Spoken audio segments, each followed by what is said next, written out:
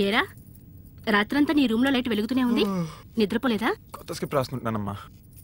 అమ్మా నా కథ ఒకసారి వింటావా? చెప్పు. ఓపెనింగ్ సీన్ చెప్తా. ఆ రోజు మదర్స్ డే. వేరే ఊర్లో ఉన్న తన మదర్కి ఫ్లవర్స్ పంపడానికి మన హీరో ఆనంద్ ఆ ఫ్లవర్ షాప్ దగ్గర ఆగుతాడు. అప్పుడు చిన్న పాప ఏడుస్తుంటే చూసి ఏమైందమ్మా అని అడిగితే తన మదర్కి ఫ్లవర్స్ పంపడానికి కూడా డబ్బులు లేవని చెప్పి బాధపడుతుంది.